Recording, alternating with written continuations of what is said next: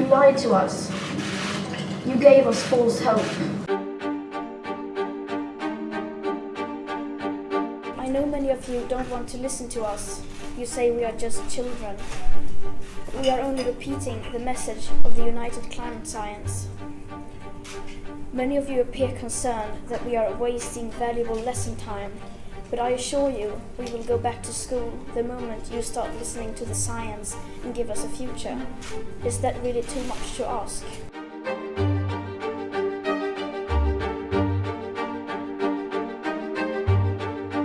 In the year 2030, I will be 26 years old.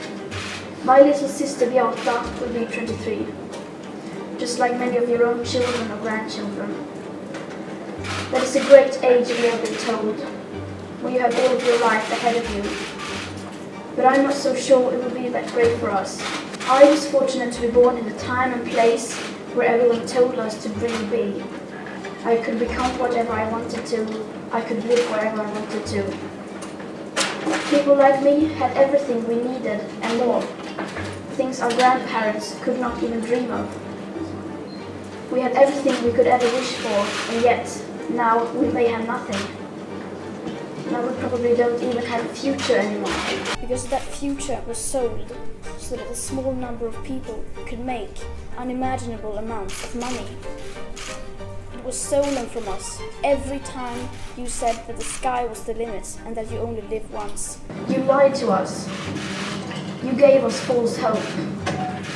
You told us that the future was something to look forward to. And the saddest thing is that most children are not even aware of the fate that awaits us. We will not understand it until it's too late. And yet, we are the lucky ones. Those who will be affected the hardest are already suffering the consequences, but their voices are not heard. Around the year 2030, 10 years, 252 days, and 10 hours away from now, we will be in a position where we set off an irreversible chain reaction beyond human control that will most likely lead to the end of our civilization as we know it. That is unless in that time permanent and unprecedented changes in all aspects of society have taken place, including a reduction of our CO2 emissions by at least 50%. Many people say that we don't have any solutions to the climate crisis. And they are right, of course. Because how could we? How do you solve the greatest crisis humanity has ever faced? How do you solve a war? How do you solve going to the moon for the first time? How do you solve inventing new inventions? So exactly how do we solve that, you ask us, the children school striking for the climate? And we say no one knows for sure, but we have to stop burning fossil fuels and restore nature and many other things that we may not have quite figured out yet. That's not an answer, you say. So we say we have to start treating this crisis like a crisis, even if we don't have all the solutions, and act now. Avoiding climate breakdown will require cathedral thinking. We must lay the foundation while we may not know exactly how to build the ceiling. Sometimes we just simply have to find a way.